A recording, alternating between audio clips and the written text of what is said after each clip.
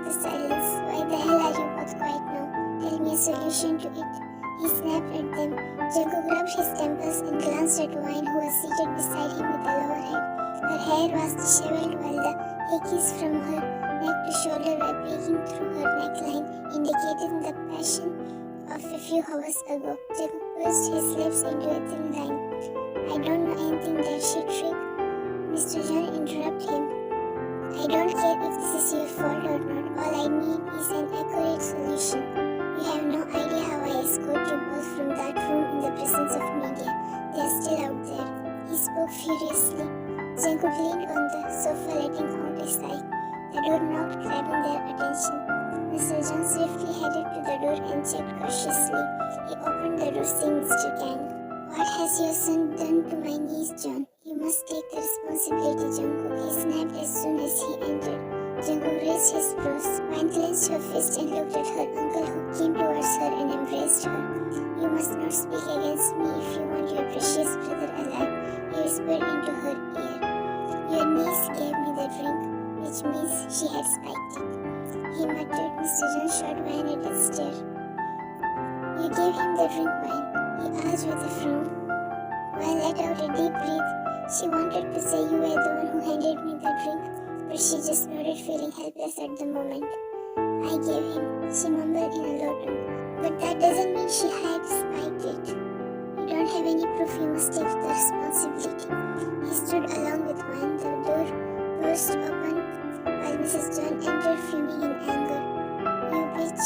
She strided towards Wine and slapped her across the face, taking her off guard. You just climbed to everyone's bed. Don't you have any shame? She yelled at her and grabbed her by the hair. Lydia, leave her. Wine hissed in pain while Mr. Kang stood in the corner. Mrs. John raised her hand again to slap her, but her hand remained in the air. Enough, Mom, stop it. He stood between them. You're still protecting this wild, shameless girl, she said sharply and glared at Wine, who was sadly sobbing. It's not time to argue, Lydia. We need a solution for this matter. Our stock market has gone down just in an hour. The guests in the party hall are speaking ill about us. He muttered, slamming the coffee table. How about this, that we give Kang and his niece $1 million? He must clear my name. As for his niece, no one has seen her face properly, he said coldly. Mr. Kang's eyes lit for a moment, but then $1 million wasn't enough for him. He wasted so many hours to convince Wine to attend the party and threaten her a drink with 𝐿𝐴𝐽. $1 million wasn't worth those hours. He wanted at least $50 million. Mr. John's voice snapped him back. That's risky. There's only one solution in my view. He looked at them. Mr. Kang curiously stared at him, and so did Mrs. John, while Wine's heartbeat increased rapidly due to some unknown reasons. 𝐿𝐴𝐽 and Wine should get married. Their eyes widened. Wine spoke up first time in a while with a trembling heart. $1 million is fine rather than the marriage. 𝐿𝐴𝐽 stared at her with narrowed eyes. If she do it for money, he couldn't help but think. Do you know what you're saying, Doris? Wine clutched the hem of her shirt while Mr. Kang smiled. Lydia, I'm not done yet. He shot her a glare and fixed his gaze on 𝐿𝐴𝐽, whose eyes were bloodshot. You must register your marriage with the date of the previous month.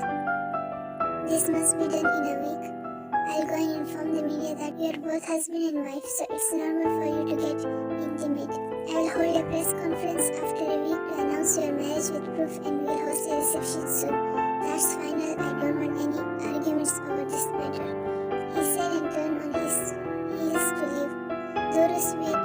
She followed him out. 𝐿𝐴𝐽 glanced at Wine and then at Mr. Kang, who had a smile on his face.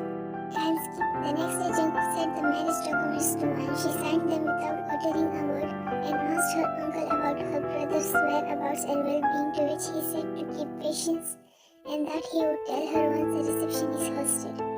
Today, with a heavy heart, she came to John's residence, which was a totally strange place for her. She didn't know how would these people treat her, as they were total strangers to her.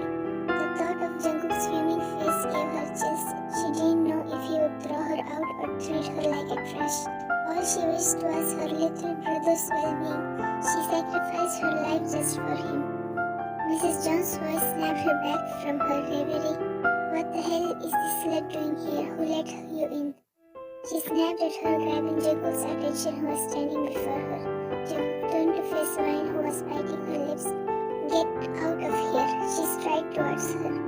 "For God's sake, no, stop it," he said coolly, holding her arm. She passed him a death stare. In the view of the world, their bond was unbreakable. Little did they know this mother and son had never been on good terms. "Why are you protecting this slut?" 𝐲's soft but furious voice interrupted her. "I have heard enough of you, Mrs. John. Don't test my patience. I am being polite doesn't mean you can disrespect me. If your precious son is a victim, so I am. I wasn't dying to marry him. This was your dear husband's decision. Next time if you use these words for me, don't expect anything good from me. I won't be silent." She spoke sternly, taking them by surprise. 𝐏𝐫𝐞𝐬 was stunned to hear her. "I see you have a tongue. I thought you were mute," she said in a sarcastic tone. "You'll be thrown away once everything gets clear. Julie is 𝐏𝐵's fiancé. You are nothing more than a trash." She spoke through a clenched jaw and stopped out, and glanced at 𝐵𝐾𝐽, who was rubbing his temples. He then asked the maid to escort her to one of the rooms upstairs. Reception day. It's been 10 days since 𝐲 shifted to John's residence. She was glad 𝐵𝐾𝐽 wasn't living with his parents, or else it would have been hard for her to be in Mrs. John's presence. Mrs. John hasn't come since that day. As for 𝐵𝐾𝐽, I barely got to see him. She resumed working in the flower shop while patiently waiting for the reception so her uncle would tell her about her brother. Today finally her wait was over. 𝐵𝐾𝐽 told his dad the backyard of their house would be better for reception rather than booking some luxury resort and hotels, as they just invited a few close friends and relatives just to clear their name. Now 𝐵𝐾𝐽 was standing in a corner sipping on his drink when a beautiful lady approached him. "Hey 𝐵𝐾𝐽, I was looking for you," she said with a warm smile. "Cecilia, what's with that poker face? It's your reception, you should enjoy it." 𝐵𝐾𝐽 passed her a glare. "Okay, fine, just tell me, did you think she did it purposely?" "I don't know, looking at that innocent face of her, no one would believe she can do something like this. I guess she is the victim as well." He shrugged his shoulders. Cecilia stared at him keenly. "Do you perhaps like her? I mean," she stopped, not getting the right words to speak. 𝐵𝐾𝐽 shot her a glance with raised brows. "Then why do you think I accepted the drink from her when I barely knew her?" Cecilia chuckled, shaking her head. "I should have guessed it. Why didn't you refuse to marry her instead of silently accepting your dad's decision? That's unlike you. Where had you seen her?" She said excitedly. "When it was the anniversary of their company, I saw her in the party," he said in a state of trance. "I can't wait to see her. Speaking of which, she has been late." He glanced at his wristwatch. "By the way, did that lazy husband of yours do my work?" She rolled her eyes. "My poor husband has been trying hard to get the CCTV footage of that day besides being on a business trip," she said, making a pitiful face. 𝐵𝐾𝐽 shook his head. "I'll go see 𝐲." He headed towards the bedroom, wondering how she would look in the gown he chose for her. Meanwhile, 𝐲 had called Mr. 𝐾𝐽 to her room. "Why did you call me here? Can't you wait for a while?" he muttered furiously. "No, I can't wait any longer. I want to know where Rowan is. How is he? I want him back," she said, raising her voice. Mr. 𝐾𝐽 passed her a glare. "Wait until the reception is over." He shrugged his shoulders nonchalantly. "Stop fooling me around." She grabbed his collar. Mr. 𝐾𝐽 raised his brows while 𝐵𝐾𝐽, who was about to end, stopped in his tracks. "You tricked me and made me a slut. I lost my pride, my dignity just because of you. If I had known you spilled our drinks, I wouldn't have accepted it." He chuckled, releasing his collar from her grip. "Dear niece, I don't know where Rowan is. Believe me, I used you as a pawn. My work here is done." She stared at him with disbelief. "Where is Rowan? Don't you know he's sick?" Tears rolled down her eyes. Mr. 𝐾𝐽 smiled, shaking his head. 𝐵𝐾𝐽 clenched his jaw as his suspicions was right. It was all 𝐾𝐽's doing. 𝐵𝐾𝐽 had the urge to punch this poor man, but he restrained himself. 𝐾𝐽 could not stand 𝐲 sobbing softly. Despite how cool he usually was, his heart melted at that moment. He wanted to hold her and comfort her, but this was not the right time. He walked away. "I don't know about him. Don't you dare speak a word against me, because finding that sick brother of yours and killing him is no big deal for me." He warned her and walked out. 𝐲 said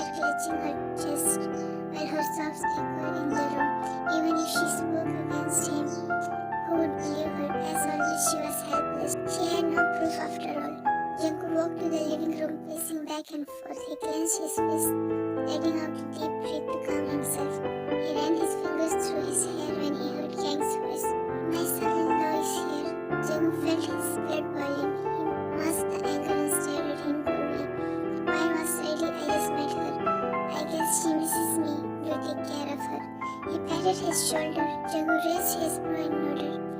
Kang walked out while Jungkook held an urge to beat the shit out of him. Jungkook made his way to Wine's bedroom and knocked on the door. He entered after hearing a friend come in. Wine turned around sniffing but froze seeing Jungkook. Are you ready? Everyone is waiting. He closed the door and stepped forward, captivated by her breathtaking view.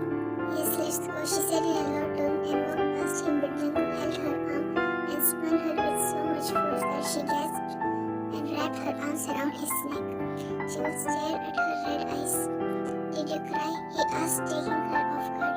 She tried hard to compose herself due to the proximity. His touch and cologne were familiar to her. Her cheeks turned crimson red, realizing they had been closer than this. No, I just saw my uncle, so she stuttered, not knowing what to say further. Jungkook stared at her intently, making her confused. She tried to withdraw from his embrace, but he tightened his grip. Is that so? She nodded, looking at him with innocent eyes. You look stunning, he muttered and subconsciously leaned towards her neck. Goosebumps prickled over her skin, feeling his soft lips on her neck.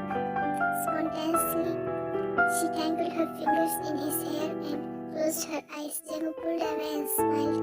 He blew on her face, making her startled. Wine swiftly pulled away her hands, lowering her gaze due to embarrassment. Let's go. He held her by the waist and headed towards the door. Don't act indifferently out there. We don't want anyone to suspect us. She just nodded, still stunned by the moment. As they walked out, everyone's gaze fixed on them. While the music changed, Wine plastered a smile on her face, looking around. 𝐏𝐶𝐬 was the first one to approach them. Hi Wine, I am Dr. 𝐏𝐶𝐬, Jungkook's colleague and best friend's wife. She said with a smile and embraced her into a hug as if they had known each other for ages.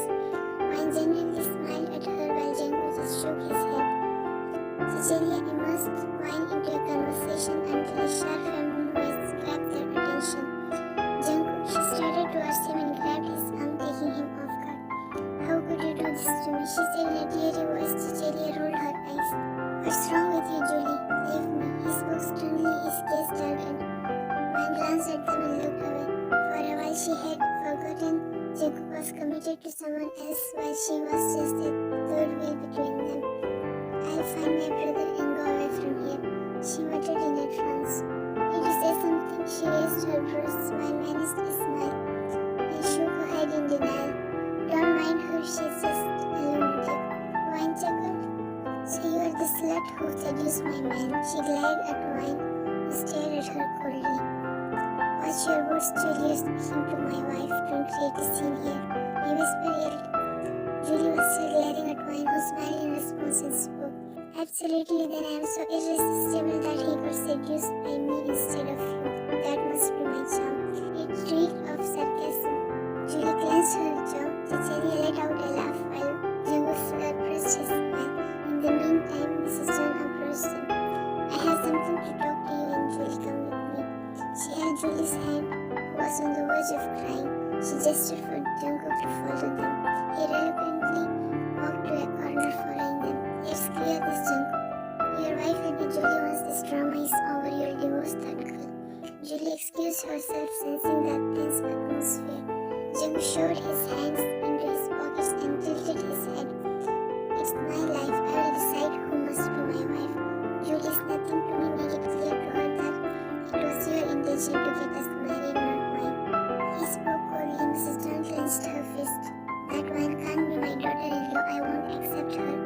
If she can climb to your bed, then she would have been climbed to many more. He cut her off. Watch what you speak. She is the victim as well. He spoke through clenched jaw. Really, but as long as I remember, she confessed she gave you the drink, so how come she's a victim? Did she spike her own drink as well? Mom, Mrs. John interrupted him. You are arguing and disrespecting me just because of that girl. It's not like we never argued before. Besides, that girl is my wife. You must not disrespect her. Mrs. John's gaze landed behind him. Her lips curled into a smile. Isn't that Kevin Wilson with your dear wife? Jungkook turned around, his expression strained, seeing Kaden leaning towards her ear and saying something that made her laugh. Such a shameless girl she is. She relationship with him. Jungkook's jaw ticked. He passed Mrs. Jung a warning gaze and walked towards Wine indicating, "Hey Jungkook, nice to meet you." He spoke as soon as Jungkook approached them. Jungkook just nodded and sneaked his arm around Wine's waist, pulling her closer. "I'll borrow my wife. Excuse us." He coldly spoke and walked away along with Wine. "That was rude, you could have greeted him," she said in her specific low tone. Jungkook stood in a corner and cocked his right brow. "He's your business partner after all," she explained. Jung shrugged his shoulders nonchalantly. "Does that matter? I guess you know him pretty well." His cold demeanor gave her chills. "He happens to be my senior. We are friends," she said, avoiding his cold gaze. Jungkook was silent for a while and spoke. "Then you must know about his playboy reputation. Stay away from him." Wine frowned. "He's a nice guy. You must have misunderstood him." As long as she remembers, Kaden was a gentleman. Even if they hadn't interacted much, he was still helping her find Rowan, and today she was glad that she met him and told him what her uncle did. "Then either you are naive or stupid not to realize it. Man can know a man better. Stay away from him. I don't like repeating myself," he warned, hoping she would understand. He knew his mom well. If she noticed something, she wouldn't let it go easily. Wine just nodded, biting her lips. "Lastly, you will shift to my room starting tonight," he said while Cecilia dragged Wine away without giving her a chance to speak. Time skipped. After the reception, Wine was determined to find Rowan. She couldn't help but think if something happened to him, the thought itself was so silly. He was just 11 years old. She left his pictures in every hospital and orphanage possible along with her contact number. Jungkook noticed Wine was zoning out most of the time. He wanted to ask her but couldn't bring himself. He also told her to quit her job because it's tiring, but she didn't want to rely on him. All this while, David found the CCTV footage of that night through his sources and sent it to Jungkook, where it was clear 𝐾 had given Wine 2 glasses of drinks and they argued. Wine was visibly reluctant to approach Jungkook. He guessed 𝐾 might have threatened her using Rowan's name, who he assumed to be her brother. Jungkook had a lot to talk about and ask about, but he had to go to a research presentation and a medical association meeting in another city for about 2 weeks or more. All these days, Wine decided that she would tell Jungkook the truth and divorce him right away after finding Rowan so that Jungkook would marry Julie. She felt a sudden pang in her chest but ignored it. Today, Jungkook was about to return while Wine had to meet Kaden in his club. She felt it was necessary to inform Jungkook about it, so she sent him a message and came to the club to discuss about Rowan. Though she was seated in the soundproof room across him, "I can't believe it's been so long since I last saw Rowan," she muttered in a state of trance, tracing her finger over the glass of wine before her. "I understand how much you miss him. I have been doing everything I can do to try and find him out. I just hired a private investigator. Unfortunately, I haven't found any concrete leads yet," he said and reached out his hand to hold her. He stroked her hand, making her frown. Wine swiftly pulled away her hand, menacing Jungkook's words about Kaden's playboy reputation. "Investigator is not needed, Kaden. I can hire it myself if I wanted." She cleared her throat and spoke. "I'm doing it for you wholeheartedly," he said, pondering while staring at her intently. Confused by his gaze, Wine gulped the wine in one go, forgetting how low her alcohol tolerance was. "I appreciate your dedication and support, but hiring a private investigator is too much," she spoke, rubbing her palms on her dress as cold sweat broke on her hands. "I have come across a few promising leads, like possibly sighting things in different cities and some online activity that could be linked." He stopped, feeling a sudden wave of heat coming out of his body. Subconsciously, he unbuttoned the top 3 buttons of his shirt. "I'm following up on those and trying to gather more information." His face reddened, feeling uncomfortable while Wine stood feeling nauseous and dizzy. "Then I'll take my leave." Deep down, she was scared, feeling something was wrong. She strode towards the door and twisted the doorknob, but it was locked. "Kaden, why is it locked?" She turned towards him, feeling dizzy. "You did it," she said through teary eyes, her heart trembled, thinking if the worst would happen. How could she even face herself, let alone Jungkook? "Believe me, I didn't do anything." He slid out his phone to call the guards, but he couldn't reach them. Shit, he threw away his phone, scratching his neck. Fine, let's do it. I promise I'll take the responsibility. He stepped towards her, tears streamed down her face. She shook her head in denial.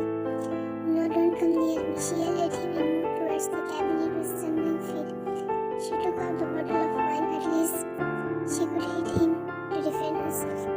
This room is soundproof. No one can hear your screams. He moved closer to her. Stop there, I'll hit you. She cried and raised the bottle to hit it on his head. But Karen was fast enough to hold it. He threw it away and held wine as she was about to run away. Leave me, she yelled, but he pinned her against the couch. I promise I'll take the responsibility. I have never been so serious about anyone else. You're special to me. He whispered and leaned in. Wine pushed him, but he was way stronger. She prayed the world would open up and swallow her whole. Her limbs went numb before she could feel Karen's touch. The door burst open and 𝐿𝐿 barged in. Relief washed over her at the sight of him. 𝐿𝐿 kicked Kaden, making him fall. He placed his leg on his chest, making it hard for him to breathe. 𝐿𝐿's bloodshot eyes scared him to the core. I'm sorry, please leave me. He barely spoke. 𝐿𝐿 pressed his foot harder for a while and kicked him in the stomach, leaving him behind in stride to Wine, who was lying motionless.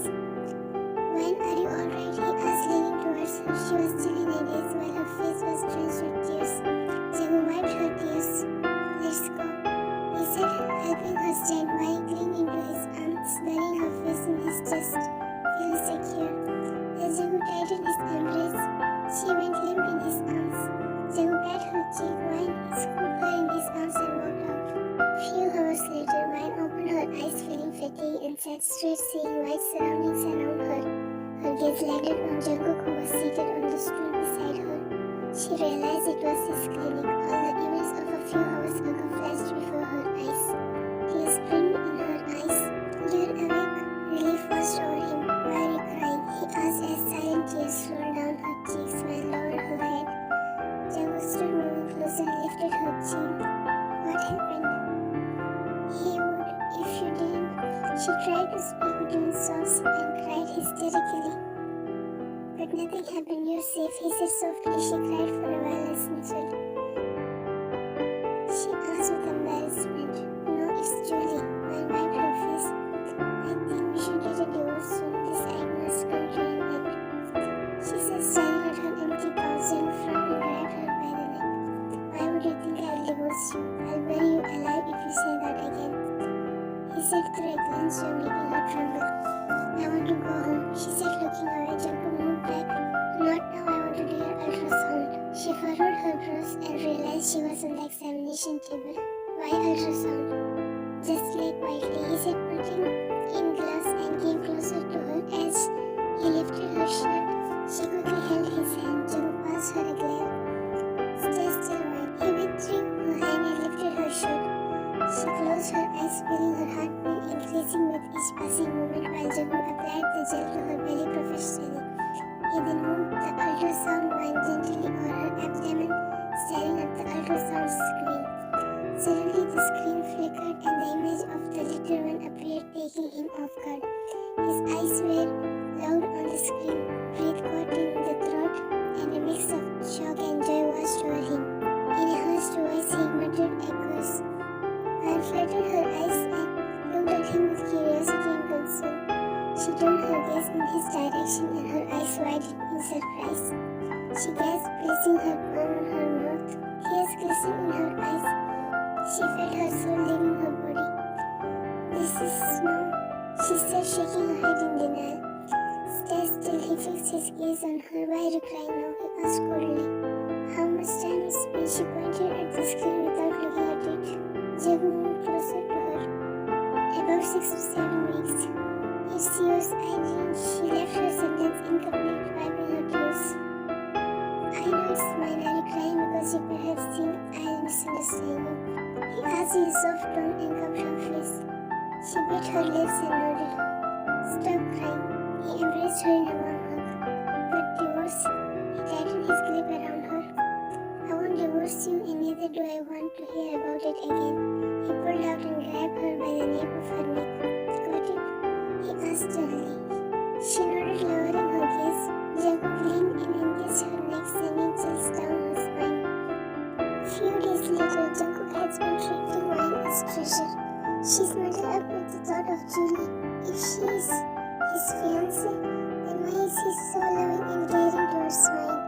Will he take the baby from her and divorce her?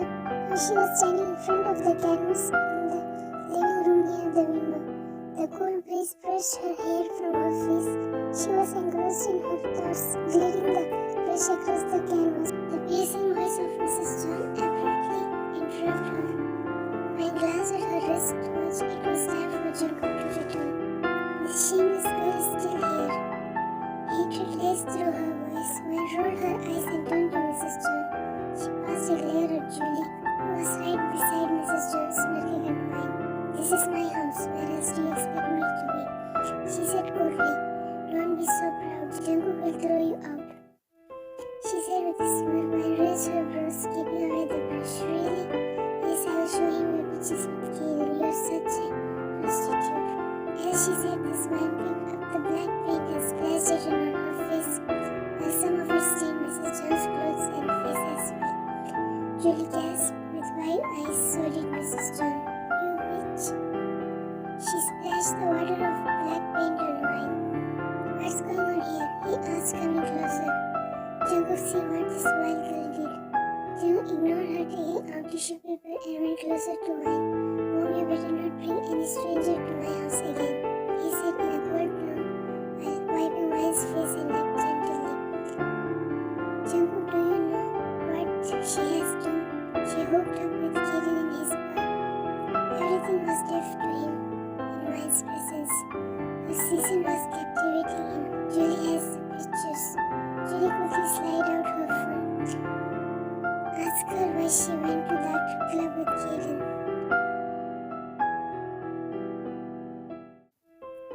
Mom, you may leave. My driver will drop you and tell this Julie to stay away from us as much as possible and quietly get married to the person her dad chose. This time the company went bankrupt. If she tried to offend me again, I won't leave it so easily, he said, pulling mine closer. She exhaustedly placed her head on his chest, staring at Julie. Jungkook, she cut her off. She was with me in the club and your precious Julie had brought her. Now you may leave, he said in an annoyed tone, caressing her hair. Mrs. John stormed out, followed by Julie. Mine pulled out as soon as they disappeared, but Jung was still holding her in a front grip. Did you fight with Julie? She'll be hurt, she said dryly. Jung frowned and raised her chin to meet her gaze. Why would I care if she's hurt or not? Because she's your fiancée. She turned around to leave, trying hard to hide her emotions. She's not my fiancée, I have my wife. He wrapped his arms around her waist and snuggled into her hair, but he never mentioned that, because he never asked it. She heard his muffled voice. Are you good to me because of the baby? Did you forget I gave you the drink? Her tone was melancholic. I know that was your uncle's dream. I had eyes on you ever since I saw you for the first time. It has nothing to do with the baby. Mine was surprised. She didn't remember seeing him anywhere. She subconsciously leaned on his chest, making him smile. Where did you see me? In the anniversary party. She just nodded, biting her lips. Do you like me? She asked relevantly. Jung tightened his grip. I do, maybe more than like. He pulled her and turned her to face him. What about you? Do you want to stay with me for the rest of your life? It's not like you have any other option than staying with me, but still I want to know. She smiled widely, shaking her head. You're impossible. He covered her face and leaned closer, pressing his forehead against her. I'm willing to live with you, but you must bear my insecurities and trust issues because I have been betrayed by my own uncle. She gulped, wringing away her tears. He killed my parents and imprisoned my brother Rowan, who has gone missing. Her voice trembled. I promise I will overcome my insecurities. He'll pay for each and everything he did to you. I know everything. I'll help you find your brother. He pulled her into his embrace. Mine's phone rang, interrupting their moment. She pulled out only to a groan from him. She attended the call. Jung noticed her restless expressions. She declined the call, saying, I am coming in a hoarse voice. I want to go, she said, wiping the cold sweat from her forehead. What happened? Where are you going? He asked, holding her arm. Hospital, they said they found Rowan. I need to confirm. She spoke through teary eyes. Alright, calm down. I will drive you, but first go and change. She nodded, biting her quivering lips and moved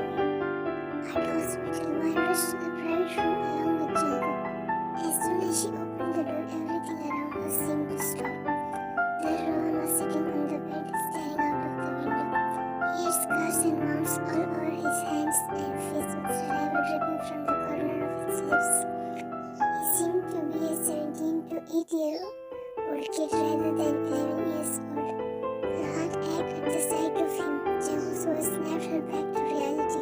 Is he your brother? She looked at him and nodded without noticing the surprise in his tone. Her face was drenched with tears. Ron looked at them with a terrified gaze. Ron, she rushed to his side. Ron's gaze turned to relief and hugged him, crying hysterically. I thought I lost you, she whispered between sobs and pulled out. Ron was silently crying. She wiped his face and smiled, while the doctor also entered. Is he fine, doctor? She asked Evelyn. He is fine. Alas, he has lost his voice. What? She glanced at Ron, who was playing with his fingers. He just needs good care. He might recover it sooner. We'll keep him under observation for a day or two. Thank you, doctor. Well, you should thank Mr. John. He has brought him here. I looked at Jungkook with a surprised look. The doctor walked out, taking his sleeve, and turned towards Jungkook. When and where did you find him? She went closer to him. 4 days ago I found him. He was lying unconscious on the roadside. I didn't know he's your brother. Ron has an intellectual disability. He has gone through so much. Thank you so much, she whispered. How much do you want to cry? Stop crying. He wiped her tears. She smiled. These are tears of joy. Cry, baby. His hand leaned, licking her lips. What are you doing? Ron is here. She glanced at Ron with a flustered face and struggled to jerk his chest. He chuckled while in the meantime someone barged into the room. Where is my nephew? He said as soon as he entered. When close, Jungkook shot a glance at Ron, who was on the verge of crying. Stop right there, you have no right to come here. She raised her voice at him and stood before him, blocking his view. Why you can't? One slap shot him. He looked at her. She slapped him again. He is in this state just because of you. I have never seen such a greedy person as you. Tears rolled down her eyes. King stared at her with disbelief and opened his mouth, but Jungkook interrupted him. Get lost from here, Kang. You'll meet your end soon. He said, staring at him with a cold gaze. Kang gritted his teeth and walked out, not forgetting to threaten him. When walked to Rowan and sat beside him, he snuggled into her side. Jungkook, what if he does something to Rowan? He can do nothing to Rowan or you. Not under my watch. You'll get your parents ruined soon. She smiled and whispered, thank you. Few months later, time flew by in a blink of an eye. Mine fell harder for Jungkook while he was no different from her. He sent Kang to jail after finding evidence against him. Now he rushed to the hospital after receiving a call in the middle of the meeting at headquarters from his dad that Wan was in the hospital. Dad, where is Wine? How is she? He asked anxiously and glanced at Ron, who was busy on Mr. John's phone. Calm down, she is fine, and congratulations, you are blessed with a baby girl. Go see them. They have been shifted to the ward. Jung nodded and strided to her room. As he opened the door, the baby's cries rang in his ear. It took so long. 𝐏𝐶𝐬 said, holding the baby while Wan was lying on the bed with a smile. Take her, she might stop crying seeing her dad. Jung carefully held the baby in his arms. She still didn't stop crying. I'll leave then. 𝐏𝐶𝐬 left while Jung was still quiet. What happened? Why are you so quiet? She asked in a low tone. He went closer to her and smiled. I don't have the right words to express my happiness. He placed the baby in the crib and sat beside mine. I'm sorry I was late. He held her hand. It's fine, she said with a smile and squeezed his hand. She's such a crybaby, same as you. Am I a crybaby? She asked with surprise and slapped his arm. No, you're my baby. He leaned in and said with a smile. I shook her head and kissed him on the lips. Jungkook held her by the back of her head and deepened the kiss. But the door burst open and Mrs. John's sharp voice rang, making them startled. Why the hell no one said to me about my granddaughter? She went towards the crib and held the baby while Rowan and Mr. John also entered. Hell no, he muttered and opened his mouth to speak, but Wine held his hand. Don't argue, she has changed a lot. He rolled his eyes while Rowan climbed on the bed with Wine. Come here. He placed Rowan on his lap. She is the exact replica of Jungkook. What do you say, Tulus? Mr. John shrugged his shoulders. I guess she's more like mine. Mrs. John argued while Wine was staring at Jungkook. said with a smile, "I must say that to you." She shook her head in denial and gestured for Ron to come. She embraced him and kissed his head. "Are you happy for your little friend?" He nodded, snuggling into her neck. She knew he'd do this when he missed their parents. Tears rolled down her face, thinking of them. "Come on, stop crying, you'll make him cry," he said, ruffling Ron's hair. "Ron, my boy, come to me." Ron pulled out and hugged Mrs. John with a smile. "He really loves me, of course, because she loves him so much. He longs for mother's warmth." Jacob frowned. "Then she must apologize to you for her previous behavior." "She's embarrassed, Jacob, can't you see it? Don't bring this up in front of her. At least she doesn't look dislike me anymore. Over the time, she will change completely." He just nodded in acknowledgement, interlocking their fingers.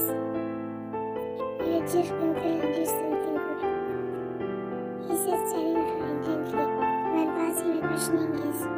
"If he hadn't spiked our drinks, we might not have been here by now." "Indeed," she chuckled. John smiled, leaning closer and kissed her, like making her flustered. "What are you doing?" she whispered.